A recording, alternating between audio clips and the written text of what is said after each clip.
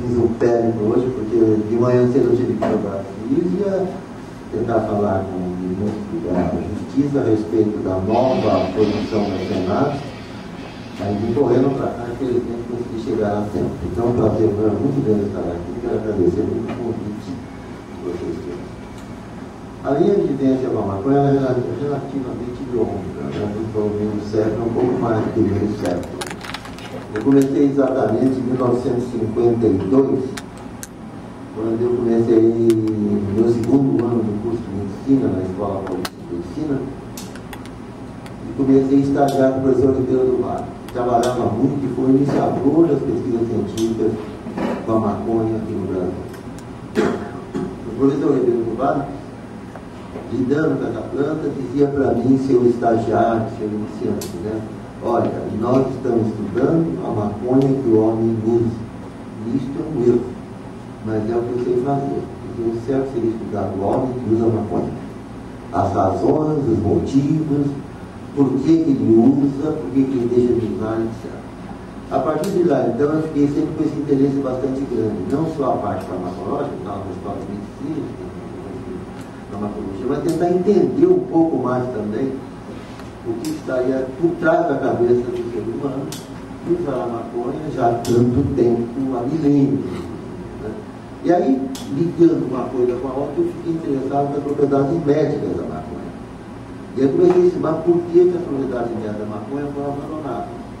Eu tenho uma coleção de slides do século XIX, inclusive aqui do Brasil, o livro do meu avô, que era médico, de 1888, comenta então as propriedades médicas da maconha, e eis que no livro está escrito lá, se usam cigarrilhas de maconha em crianças, para água, etc. Era coisa que meu médico, meu avô, era um médico sério, dava cigarrilhos de maconha para a criança, para cuidar do que se fazia bem no passado. Quando eu comecei então a trabalhar com maconha, não existia ainda conhecimento do princípio ativo da maconha. Não sabia que era mesmo delta-9 tetraidrocannabinol. Então esse mundo foi descoberto a partir de 1964, com os professores Michulan em Israel e o professor Corte na Alemanha, e a partir daí, pelos trabalhos que eu estava fazendo mais de psicologia experimental, eu comecei a me aliar com esse pessoal de fora, e a gente foi capaz de executar uma série grande de trabalhos científicos, os princípios ativos da maconha aqui no Brasil. Então, quando o colega falou a respeito que é preciso que no Brasil haja realmente um pouco de consideração pelas memórias feitas no passado aqui no Brasil, eu acho que realmente, ou o professor Ribeiro do Vale, algumas pessoas, eu trabalhei muito, trabalho com maconha, netos do Ribeiro do Vale, ou seja, meus filhos, né, científicos, também trabalho. Nós temos, eu tenho já bisnetos praticamente, o professor Ribeiro do Vale tem que estar trabalhando. Eu não tenho muita dúvida de dizer que o grupo de Pernambuco, que trabalhou muito na parte clínica da maconha, mas sempre fala do grupo do canabismo, sobre uma visão meio pessimista a respeito da maconha, e o grupo do Ribeiro do Vale, e agora em Minas Gerais também, em Ribeirão Preto, nós mereceríamos realmente fazer um trabalho em que o conhecimento trazido pelo Brasil a esse respeito da maconha fosse melhor considerado. Praticamente todas as discussões que aqui estão e todas as postulações que aqui estão, elas foram reforçadas e muito com o conhecimento de lá para cá. O livro, por exemplo, é riquíssimo, ele tem, como foi dito aqui pela Maria, 82 páginas, eu contei, tem 834 citações científicas, e cada citação, às vezes, eu menciono 3 ou 4 horas, então tem mais de 1000 trabalhos científicos. O que eu acho que estaria, no momento já, de se editar um novo livro por um grupo competente. Esse grupo competente, eu digo porque ele é competente, além do conhecimento científico dos seus autores, possivelmente mais 1000 trabalhos poderiam ser acrescentados e nem reforçar algumas coisas. E o sistema canabinoide humano, que existe no nosso cérebro, é uma novidade, talvez seja a última grande descoberta que foi feita a respeito da fisiologia do cérebro humano. A explicação de algumas doenças começam a aparecer baseado em deficiência desse sistema, e terapêutica feita pela população. casos com uma automedicação, por exemplo, depressão, a síndrome negativa da esquizofrenia, cada vez está se procurando, se encontrando mais evidências que era uma tentativa, e é uma tentativa de automedicação com pessoas com depressão ou com esquizofrenia. Então tem muitíssima coisa a ser apresentada. Eu gostaria de dar para vocês, assim, muito rapidamente, alguns aspectos do que ocorreu no Brasil nesses 40, 50 anos e em que pé nós ficamos, né? Por exemplo, eu fui responsável por 3 simpósios sobre maconha. Um deles, quando eu fui o diretor da Secretaria Nacional de Vigilância Sanitária, atualmente com o nome de antigo. Em 1997, o professor Adib Jadene concordou que a gente fizesse uma discussão para discutir as propriedades farmacêuticas médicas do Delta-9 e da tetrahidrocannabinol. Já estava, os Estados Unidos já tinham lançado o marinol como um produto para vender. Os Estados Unidos vendem para o mundo inteiro esse marinol, né? E eles usam lá também. O professor Jadene concordou, nós conseguimos falar com o Dr. Matias Flack para presidente do Conselho Federal na época, do Ministério da Justiça, para se juntar. Fizemos esse simpósio, e o simpósio foi totalmente torpedeado pelos médicos oncologistas que nós convidamos. Tá?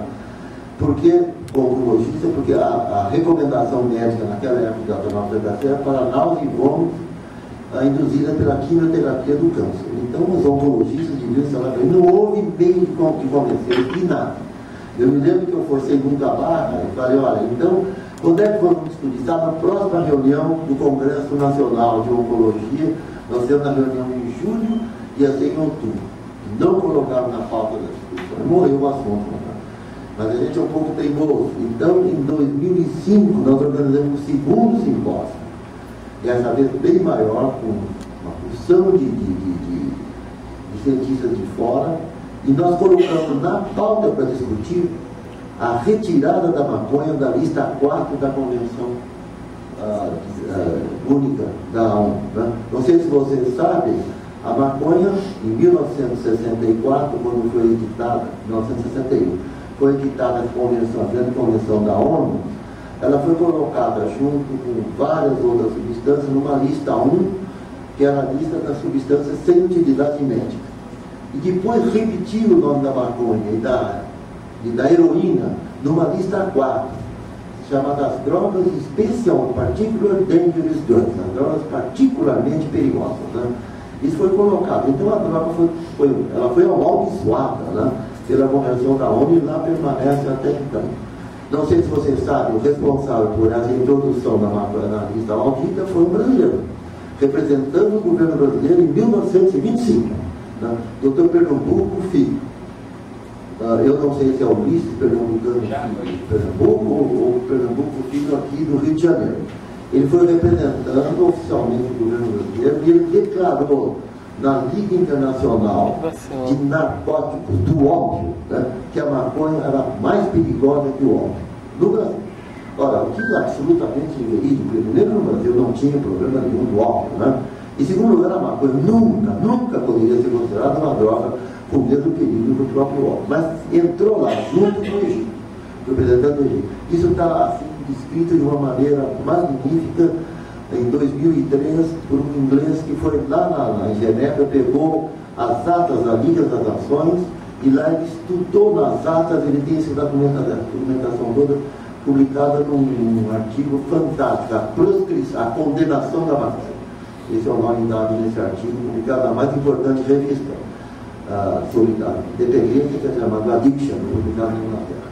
Pois bem, então em 2005 nós mudamos um pouco a estratégia que a gente tinha, no sentido de, vamos, em vez de falar em maconha medicinal, vamos começar assim, com o dedo em dar o quente pelas beiradas. Né? Vamos tentar ver se a gente consegue fazer com que a maconha seja desconsiderada de ser uma droga particularmente perigosa. Nós nos reunimos, chamamos o pessoal da Senat, abriu a sessão com o general o presidente Félix, e estava presente também o general Show.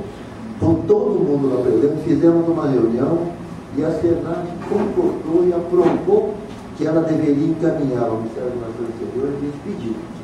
Esse pedido foi feito.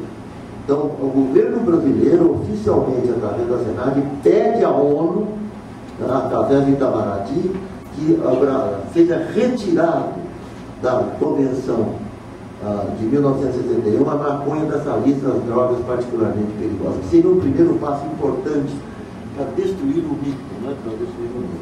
Até hoje Itamaraty não mandou. Eu acho que seria uma coisa importante a gente voltar agora a insistir novamente com isso. Não adiantou, mas agora em 2010, ano passado, nós fizemos um terceiro simpósio internacional muito grande também em São Paulo, onde discutir a agência da cannabis medicinal. A ONU própria reconhece que os países têm o direito de comercializar a maconha medicamente, para fins medicinais. E para isso é preciso, para o país plantar a maconha, para poder fazer então o seu cultivo e ter a sua planta cuidadosamente, cuidada, controlada, tem que ter uma aprovação pelo Ministério da Saúde, que cuidaria, segundo o que a ONU fala, dessa coleta, da plantação, do cultivo, da coleta, inclusive da venda. Aí seria monopólio do governo para as farmácias, né, a ter que ter uma maconha medicinal para ter. Isso é muito melhor que nada. É muito melhor que nada. É o primeiro passo que a gente conseguir fazer isso. Isso também foi aprovado por unanimidade